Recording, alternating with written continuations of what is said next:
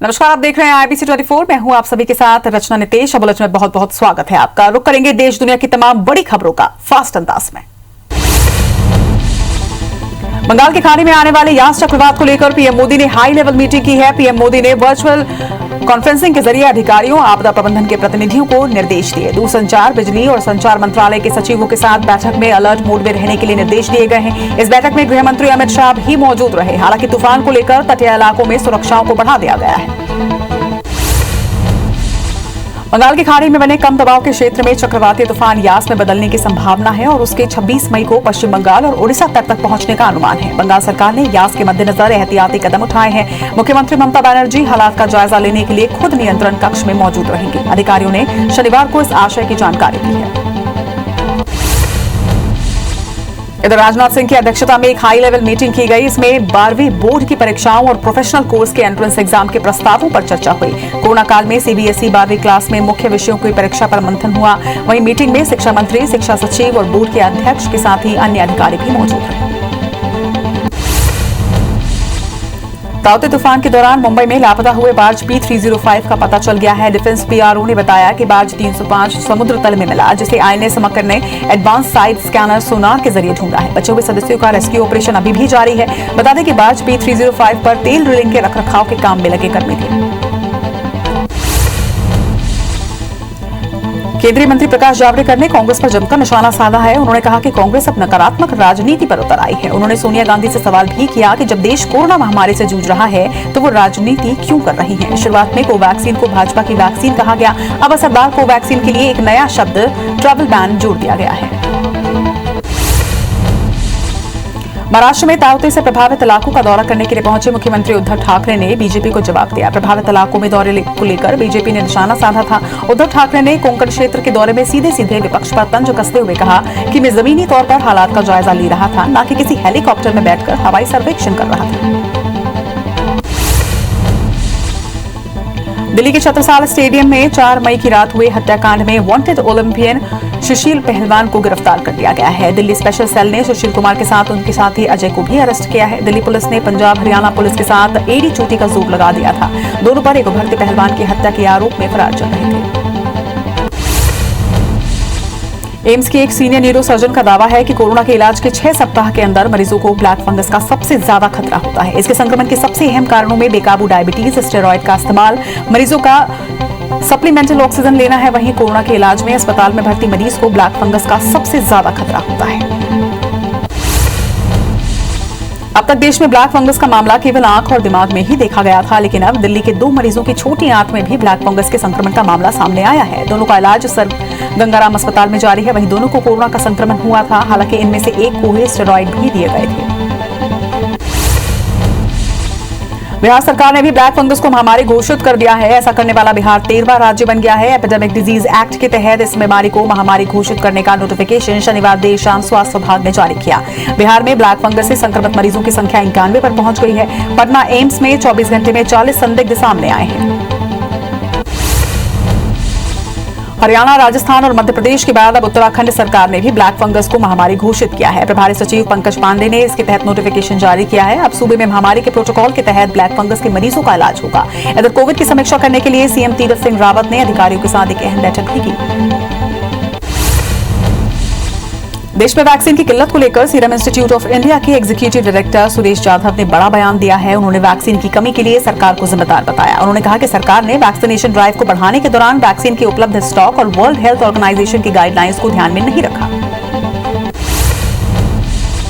केंद्र सरकार ने वैक्सीनेशन पर एक कदम और बढ़ाते हुए निजी और सरकारी ऑफिसों में इसकी मंजूरी दे दी है। स्वास्थ्य मंत्रालय की तरफ से जारी चिट्ठी के मुताबिक सरकारी और निजी ऑफिस में एम्प्लॉय के साथ उनके परिवार वालों को भी टीका लग सकेगा। ज्यादा से ज्यादा लोगों का वैक्सीनेशन भी हो सके, इसके लिए कंपनियां अस्पतालों के जरिए सीधे निर्माता से वैक्सीन खरीद सकेंगी।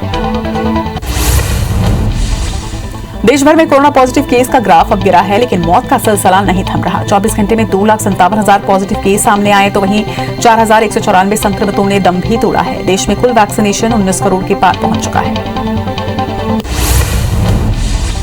बिहार में कोरोना संक्रमण की दर में तेजी से गिरावट हो रही है, लेकिन इस बीच बिहार सरकार लॉकडाउन 3 की तैयारियों में जुट गई है। इस बार लॉकडाउन में कुछ भी छूट मिलेगी। क्राइसिस मैनेजमेंट की बैठक में ग्रामीण क्षेत्रों पर फोकस किया जाएगा, तो वहीं वहां के हालातों को लेकर रिपोर्ट भी मांगी गई है। दिल्ली में सीएम अरविंद केजरीवाल ने 31 मई तक के लिए लॉकडाउन को बढ़ा दिया है। वहीं सीएम केजरीवाल ने कहा है कि संक्रमण घटने का सिलसिला जारी रहा तो 31 मई के बाद अनलॉक की प्रक्रिया को शुरू किया जाएगा। दिल्ली में 24 घंटे में 2260 नए मरीज सामने आए, तो वहीं 182 मरीजों की मौत भी हुई है। वहीं एक दिन में 6453 मरीजों को डिस्चार्ज किया गया। राजधानी दिल्ली में वैक्सीन की कमी को लेकर शनिवार को मुख्यमंत्री अरविंद केजरीवाल ने प्रधानमंत्री नरेंद्र मोदी को एक खत लिखा। केजरीवाल ने लिखा कि दिल्ली में युवाओं के कोटे की वैक्सीन खत्म हो गई है। इस बारे में केंद्र सरकार को भी कई बार सूचित किया गया। सीएम केजरीवाल ने वैक्सीन को लेकर पीएम मोदी को 4 सुझाव भी दिए हैं। दुनिया भर में कोरोना के 16 करोड़ 67 लाख को पार कर चुके हैं, तो वहीं अब तक 34,68,000 मरीजों की मौत हो चुकी है। दुनिया भर के 14 करोड़ 79 लाख मरीज कोरोना को हराकर स्वस्थ हो चुके हैं। हालांकि दुनिया में 1 करोड़ 56 लाख एक्टिव मरीजों का इलाज इस वक्त जारी है। संक्रमण के मामले की बात करें तो भारत दुनिया में अमेरिका के बाद दूसरे स्थान पर लगातार बना हुआ है। देश में एक दिन में कोरोना के 2,65,000 नए मामले सामने आए, जिससे कुल आंकड़ा 2 करोड़ 65 लाख के पार पहुंच चुका है। वहीं 3,736 नई मौतों के साथ मौत का कुल आंकड़ा 2,99,000 पर पहुंच चुका है। संक्रमण के मामले में भारत दुनिया में दूसरे नंबर पर पहुंच चुका है। हालांकि देश में 24 घंटे में लगभग 3,54,000 मरीज स्वस्थ हुए हैं। इधर महाराष्ट्र में 26,133 नए मामलों से कुल आंकड़ा 55,53,000 को पार कर चुका है। राज्य में 682 मौत के साथ मौत का कुल आंकड़ा 87,300 मरीजों पर पहुंच चुका है। वहीं एक्टिव मरीजों के आंकड़े की बात करें तो ये 3,52,000 है। राज्य में 40,000 से ज्यादा मरीज हालांकि स्वस्थ भी हुए हैं। वहीं पुणे में 3,440 और मुंबई में 1,283 नए केसों की पुष्टि की गई। उत्तर प्रदेश में कोरोना कर्फ्यू को 31 मई की सुबह 7 बजे तक के लिए बढ़ा दिया गया है। सरकार ने संक्रमण की चेन को तोड़ने के लिए 6वीं बार लॉकडाउन बढ़ाया है। इसके पहले 17 मई को सरकार ने 24 मई तक कर्फ्यू बढ़ाने का आदेश जारी किया था। नई गाइडलाइन में बाजार खुलने पर रोक भी बरकरार रहेगी। वहीं सभी स्कूल, कॉलेज और कोचिंग संस्थान बंद रहेंगे। हालांकि ऑनलाइन कक्षाएं जारी रहेंगी। स्वास्थ्य मंत्रालय के संयुक्त सचिव लव अग्रवाल ने कहा है कि ब्लैक फंगस के लिए उपयोग आने वाली दवा एम्फोटेरिसिन बी की उपलब्धता को बढ़ाया जा रहा है। 5 अतिरिक्त मैन्युफैक्चरर्स का लाइसेंस दिलाने का कार्य भी किया जा रहा है। उन्होंने कहा कि अभी जो भी मैन्युफैक्चरर्स हैं वो भी उत्पादन बढ़ा रहे हैं। स्वास्थ्य मंत्रालय के संयुक्त सचिव लव अग्रवाल के मुताबिक 18 राज्य ऐसे हैं जहां पर पॉजिटिविटी रेट 15% से अधिक है, जिनमें लगभग सभी राज्यों में पॉजिटिविटी रेट में लगातार कमी भी दर्ज की जा रही है। 5% से 15% पॉजिटिविटी वाले 14 राज्य हैं। वहीं 4 राज्यों में 5% से कम पॉजिटिविटी है।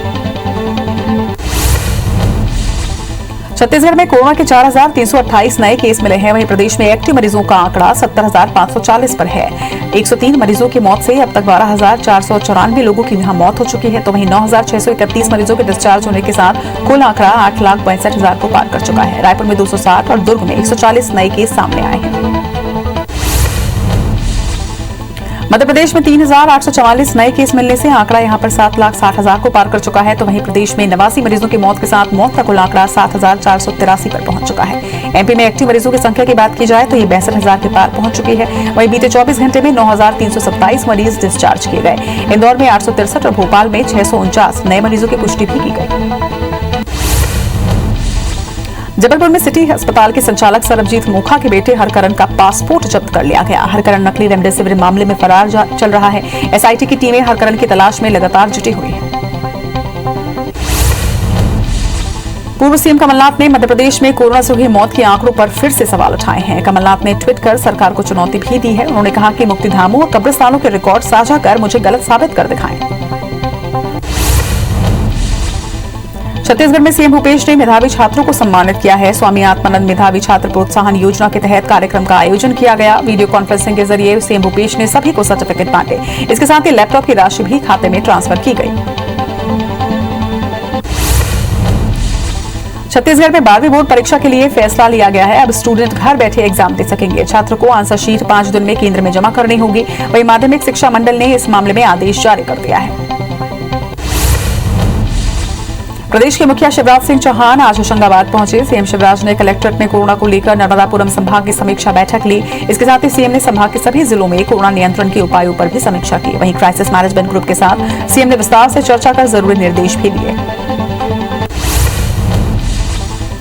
सीएम शिवराज ने विदेशों में बसे मध्य प्रदेश के निवासियों से बात की। उन्होंने कोरोना नियंत्रण में फ्रेंड्स ऑफ एमपी ग्रुप के योगदान को सराहा है। सीएम ने कहा कि एनआरआई की सहायता के लिए हेल्प डेस्क बनाया जाएगा। पेट्रोल डीजल के रेट में वृद्धि का दौर जारी है। एक महीने में पेट्रोल के दाम 14 बार बढ़ाए गए हैं। राजधानी रायपुर में पेट्रोल की कीमत 91 रुपए 31 पैसे पर पहुंच गई है। वहीं डीजल भी 34 पैसे की बढ़ोतरी के साथ 90 रुपए के पार पहुंच चुका है। देश के कई राज्यों में पेट्रोल का दाम 100 के पार भी है। मध्य प्रदेश के गृह मंत्री डॉक्टर नरोत्तम मिश्रा आज अपने प्रवास के तीसरे दिन अपने विधानसभा क्षेत्र दतिया के दौरे पर पहुंचे, जहां उन्होंने पुलिस अधीक्षक अमर सिंह राठौर के द्वारा चलाए जा रहे कार्यक्रम में शिरकत करते हुए स्थानीय अम्बेडकर नगर में गरीब और जरूरतमंदों को राशन वितरित किया। सूरजपुर में कलेक्टर के युवक को थप्पड़ मारने के वायरल वीडियो के बाद सीएम भूपेश बघेल ने कलेक्टर रणवीर शर्मा को हटा दिया है। सीएम ने ट्वीट कर इस मामले में निर्देश जारी किया। उन्होंने लिखा कि रणवीर शर्मा के दुर्व्यवहार का मामला मेरे संज्ञान में आया। उनका व्यवहार दुखद और निंदनीय है। प्रदेश में इस तरह का कोई भी कृत्य बर्दाश्त नहीं किया जाएगा।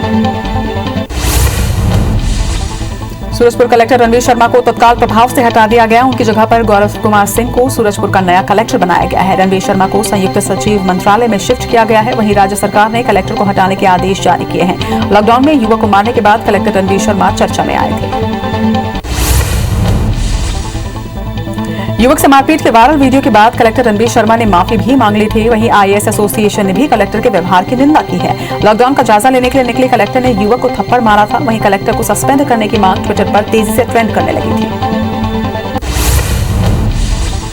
दरअसल सूरजपुर जिले में लॉकडाउन में निकले युवक को थप्पड़ मारते हुए और मोबाइल तोड़ते हुए कलेक्टर का ये वीडियो वायरल हुआ था। वहीं काम की वजह से निकलने वालों को भी उन्होंने उठक बैठक कराई थी। इस घटना की जिले के अलावा प्रदेश के लोगों ने भी काफी निंदा की थी। हालांकि कलेक्टर रणवीर शर्मा ने इस पर माफी भी मांगी है। युवक को थप्पड़ मारते हुए उसका मोबाइल तोड़ने की घटना ने तूल पकड़ लिया है। घटना की निंदा होने के बाद कलेक्टर रणवीर शर्मा ने वीडियो जारी कर माफी मांगी। वहीं उन्होंने ये भी कहा कि किसी का अपमान करना मेरा मकसद नहीं था। आवेश में आकर हाथ उठाया, जिसके लिए मैं माफी मांगता हूं। सूरजपुर में कलेक्टर के अस्पताल से लौट रहे युवक से मारपीट की घटना से लोगों में काफी आक्रोश देखा गया था। स्वास्थ्य मंत्री टीएस सिंहदेव ने पूरी घटना को दुर्भाग्यपूर्ण बताया। उन्होंने अधिकारियों पर लॉकडाउन में प्रेशर रहने की बात भी कही। हालांकि कलेक्टर की माफी मांगने के बाद भी उन्हें हटा दिया गया है।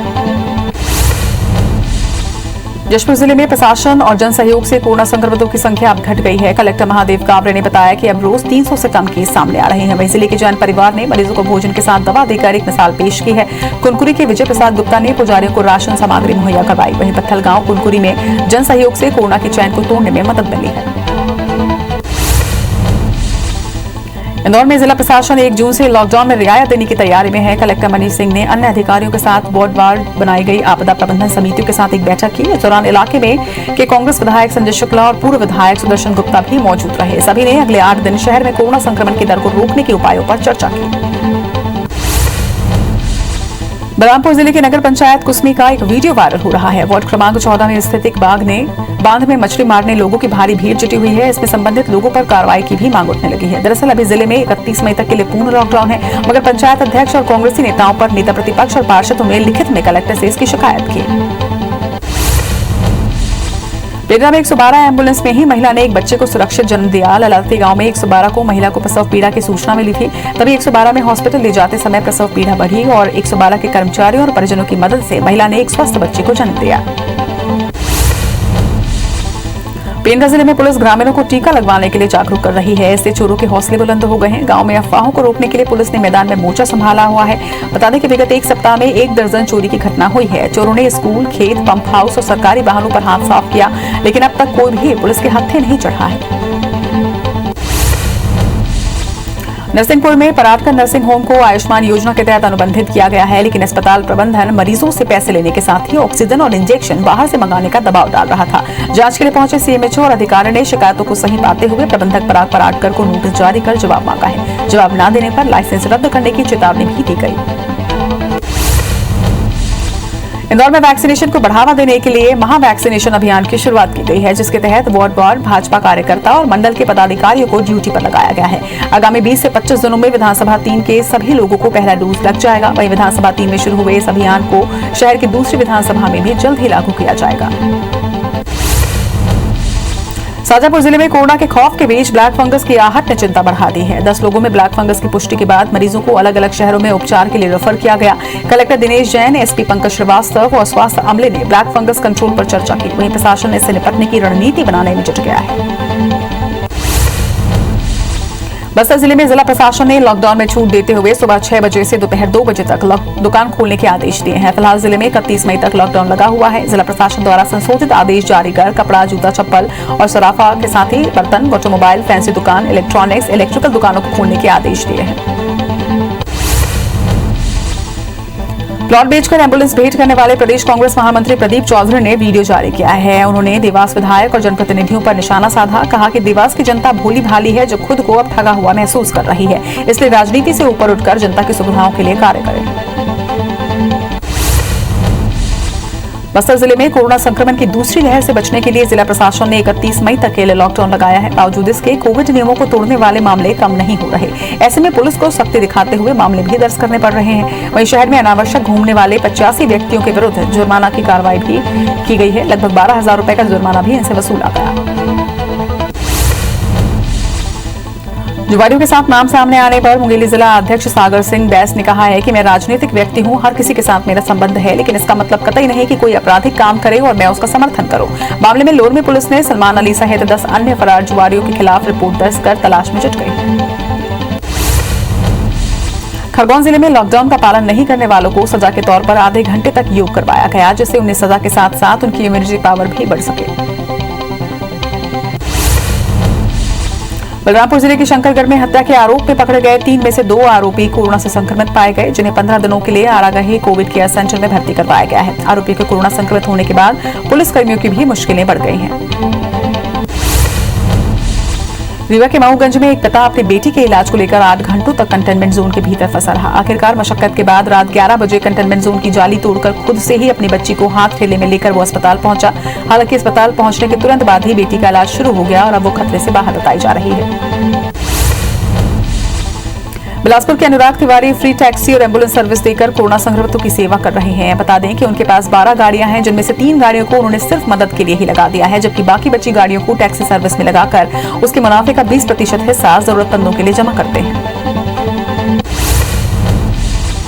एमपी के गृह मंत्री नरोत्तम मिश्रा 3 दिवसीय दतिया दौरे पर हैं, जिसके दूसरे दिन उन्होंने नगर के गरीब और जरूरतमंद लोगों को राशन सामग्री वितरित की। दतिया पुलिस भी इन दिनों मानवीय संवेदना के तहत गरीब और जरूरतमंदों को निरंतर राशन सामग्री उपलब्ध करवा रही है। इसी कार्यक्रम में गृह मंत्री ने शिरकत की।